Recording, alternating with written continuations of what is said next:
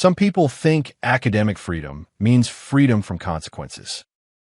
Be me, 27, starting graduate program at University of Wisconsin-Madison, getting $18,000 stipend plus tuition waiver to study sociology, about to get an F for being male, and watch 2 years of my life disappear because I questioned a professor's theory that only women can understand gender.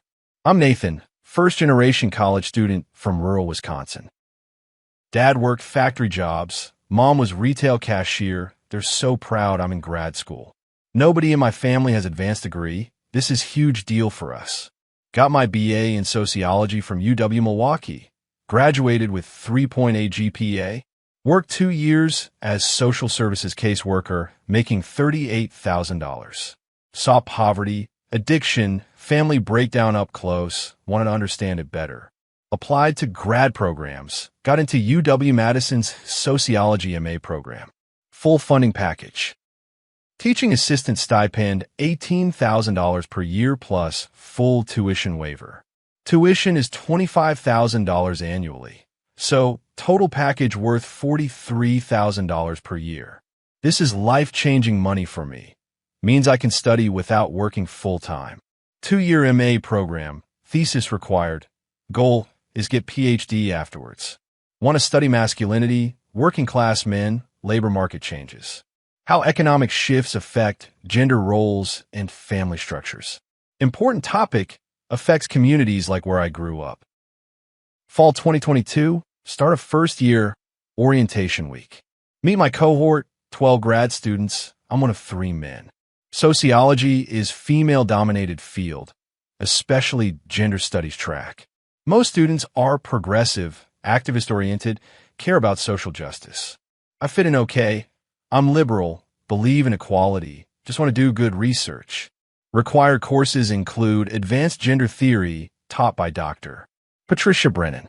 She's 52, been at UW-Madison for 25 years, tenured full professor. Specializes in feminist standpoint epistemology and radical feminist theory. Published 3 books, well cited in feminist scholarship, respected in the field. Her theoretical position is that knowledge is situated in social location. Women understand gender oppression because they experience it directly. Men cannot fully understand because they benefit from patriarchy. This is her life's work, her core theoretical commitment. First day of her seminar, 15 students, mostly women, 2 other men besides me. Dr. Patricia walks in. She's intense, commands the room immediately. This seminar will challenge everything you think you know about gender.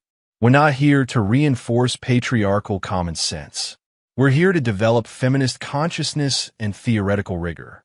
Syllabus is heavy on radical feminist theory, lots of standpoint epistemology. Authors like Sandra Harding, Patricia Hill Collins, Dorothy Smith. Fascinating stuff, challenging ideas. I'm genuinely interested. Week 3, we're discussing standpoint theory, reading about situated knowledge. Dr. Patricia explains, women's oppression gives them epistemic advantage. They see both the dominant perspective and the marginalized reality. Men, as beneficiaries of patriarchy, can only see the dominant perspective. I raise my hand, trying to engage academically. Couldn't researchers use methods to overcome their social position, like rigorous empirical research, reflexivity, listening to marginalized voices? She looks at me like I've said something offensive. That's exactly the kind of positivist thinking standpoint theory rejects. The idea that you can transcend your social position through method. Your question reveals fundamental misunderstanding of the theory. I try to clarify. I'm just trying to understand the epistemological claim. If social position determines knowledge, how do we adjudicate between positions? She cuts me off. We trust the perspectives of the oppressed over the oppressor. That's the ethical and epistemological foundation of feminist standpoint. Rest of class is quiet. Nobody else challenges her. After class, another student, woman named Jessica, catches up with me. Probably best not to push back on her too much in seminar. She doesn't really like when men question feminist theory. I was just asking academic questions. Isn't that what seminars are for? Yeah, but she takes it personally, seen it before with male students. This is concerning, but I figure Jessica is just being cautious. Week 5, we're discussing men and masculinity through feminist lens. Reading about toxic masculinity, hegemonic masculinity, patriarchal dividend. All important concepts. I'm taking notes, trying to understand frameworks. Dr. Patricia says men benefit from patriarchy even when they don't intend to. Male privilege is structural, not individual. All men participate. I raise my hand again. What about class differences among men? Working class men have less power than middle class women in many contexts. Doesn't an intersectional analysis complicate the idea of universal male privilege? She's visibly annoyed now. That's derailing. Bringing up class when we're discussing gender is a classic male deflection tactic. All men benefit from gender hierarchy regardless of class position. I'm confused, but intersectionality theory says we need to consider multiple systems. Intersectionality doesn't mean men get to claim oppression. You're using theoretical language to avoid confronting your male privilege. She moves on. I'm left feeling like I said something wrong. But I was citing Kimberly Crenshaw, Patricia Hill Collins, intersectional feminists. After class, I talked to my advisor, guy named Dr. Thomas, 48, studies inequality. How's Patricia's seminar going? It's challenging. She doesn't seem to like when I ask questions. Patricia has strong theoretical commitments. She's very dedicated to feminist standpoint. Just be respectful and try to engage on her terms. I'm trying, but her terms seem to be don't question anything. Week 8, she assigns final paper, 25 pages, due end of semester. Analyze contemporary gender dynamics using feminist standpoint epistemology. Your analysis must demonstrate understanding of how standpoint theory challenges positivism. Papers that rely on patriarchal epistemology will not receive passing grades. That last line is concerning. What counts as patriarchal epistemology? I decide to write about masculinity and economic change in working-class communities. Use feminist standpoint theory to analyze how men's loss of breadwinner status affects gender relations. Incorporate empirical data from sociology. Cite feminist scholars extensively. Also cite some masculinity scholars who aren't explicitly feminist, like Michael Kimmel, Raywin Connell, still progressive scholars. Work on paper for 6 weeks. It's well-researched, carefully argued. Follow all academic standards, proper citations, clear thesis. Acknowledge male privilege while analyzing how economic changes affect all genders. Submit it feeling confident. It's some of my best academic work. December 2022, grades post. I'll log in to check. See the grade F. F, as in failing, as in 0 credit for the course. My stomach drops. This can't be right. Must be mistake. Check the comments. There's a PDF of feedback attached. Open it. 5 pages of single-space comments, all negative. This paper fundamentally fails to understand feminist standpoint epistemology. Your analysis reproduces patriarchal assumptions about gender and knowledge. You center male experience and perspectives throughout, marginalizing women's standpoint. Your use of male scholars undermines the feminist epistemological framework. The paper demonstrates why men cannot fully grasp feminist theory from their privileged position. I'm reading in disbelief. She's not criticizing my argument or evidence. She's criticizing my identity, my social position, my gender. 0 comments on methodology, structure, clarity, citation quality. Just ideological rejection because I'm a man writing about gender. Call my advisor immediately. Dr. Thomas, I got an F in Patricia's seminar. An F? What happened? What was wrong with the paper? She says I don't understand standpoint theory because I'm a man. Can you send me the paper and her feedback? Send it over. He reads it that evening, calls me back. This feedback is concerning. She's grading you on identity, not academic merit.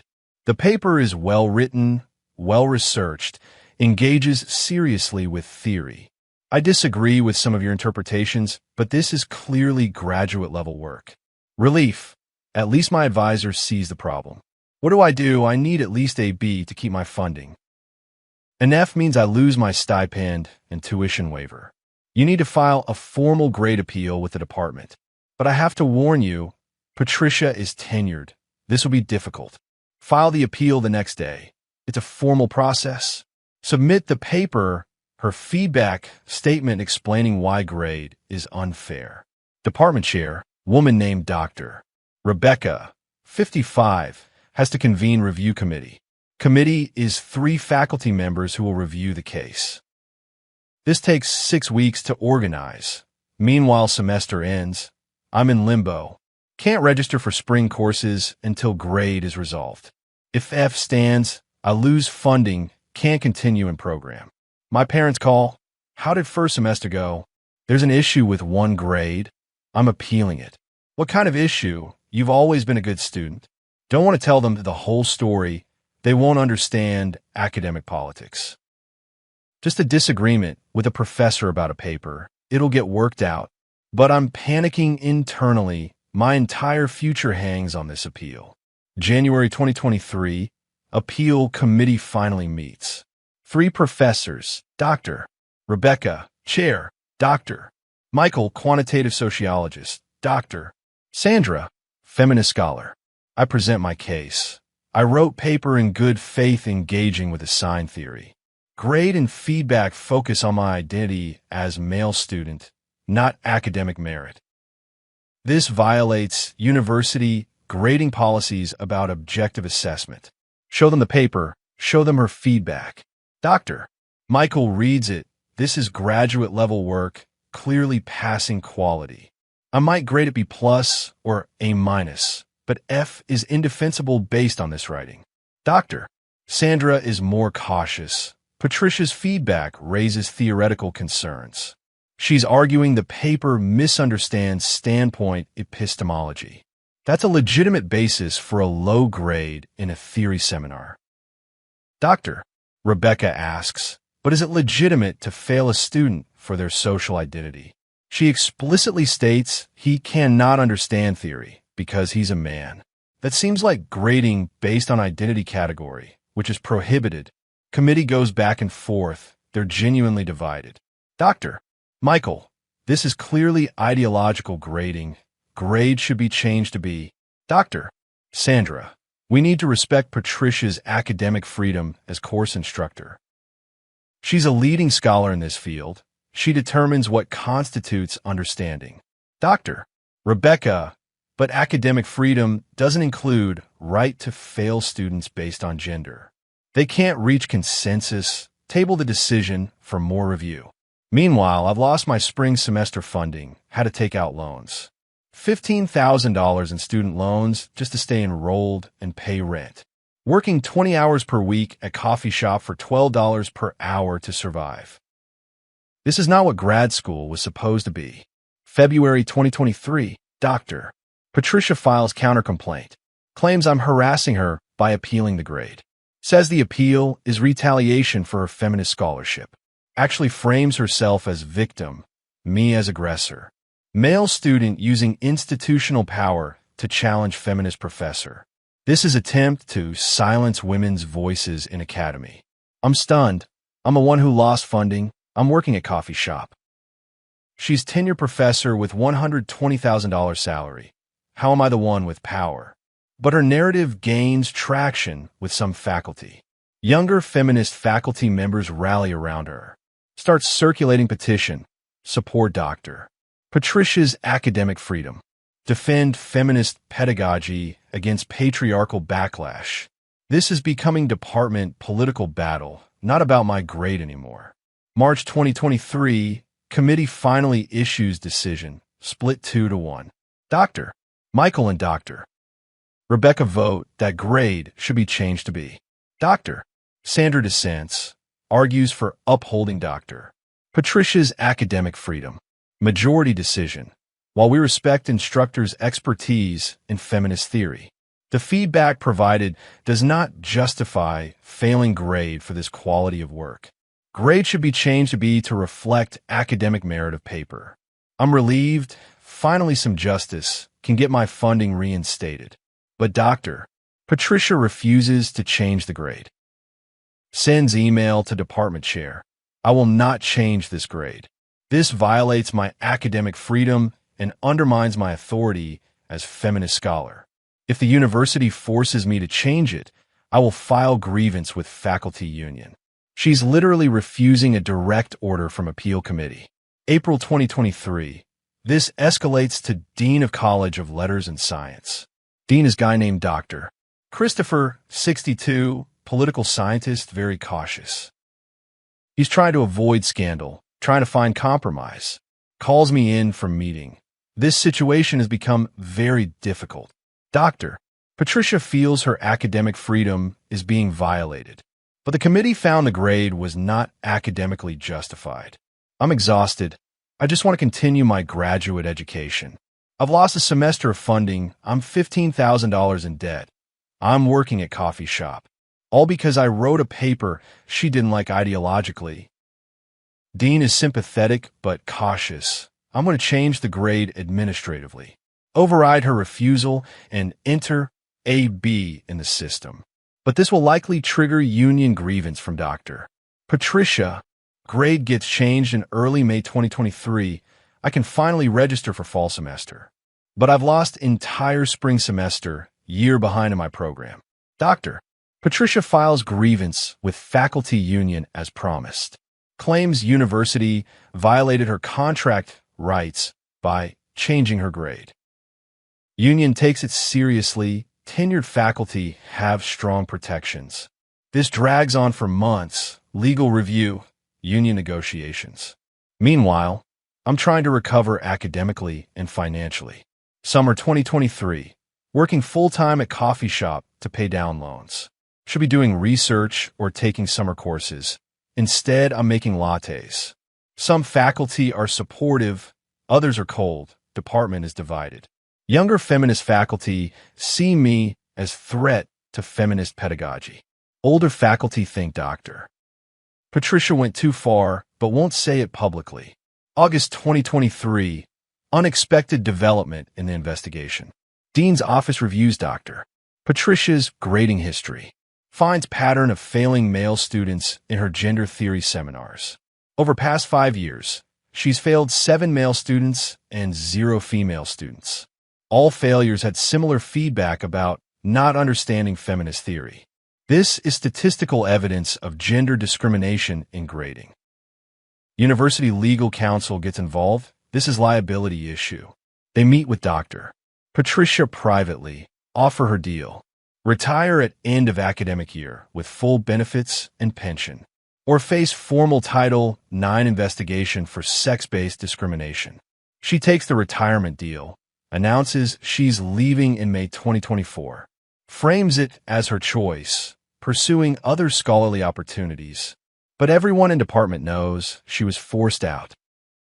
Union grievance gets quietly dropped as part of retirement agreement. Fall 2023, I'm back in classes, trying to catch up.